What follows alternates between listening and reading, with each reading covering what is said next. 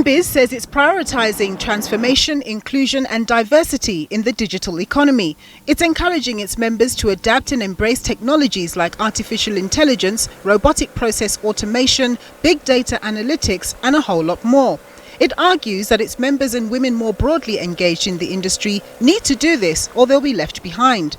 It is important for us to push that because the industry, it's actually digitalization now, towards a digitalization.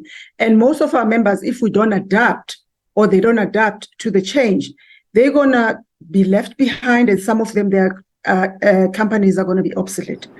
News of a slew of planned retrenchments at a number of significant mining firms, including Anglo-American, Sibanye and Siriti, among others, reflect the strain the mining sector has been taking, due in part to lower commodity prices and a physical cap on the amount of volumes they're able to export to external markets, given local logistical constraints. Such dynamics also impact women mining businesses. If you are doing underground work or even above, because we have women who own operations, and there's a disturbance at the mine that you're working with or where you're contracted.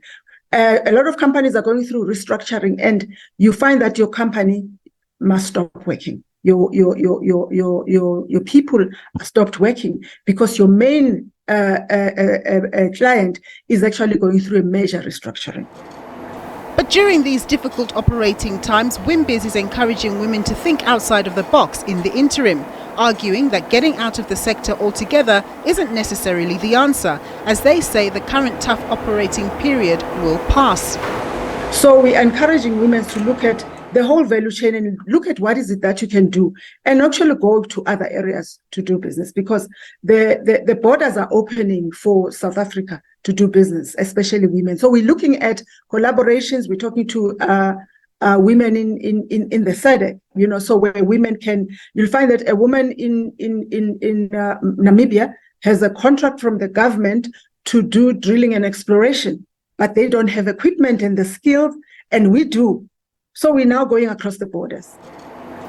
WIMBIZ admits that the current situation in the mining sector is dire, with some businesses folding and jobs being shed. But the encouragement remains that women in the mining sector should invest in digitalized systems now to secure for themselves a better competitive future in which potential mining partners or clients will want to work with them. Nompumelelo Siziba, SABC News, Johannesburg.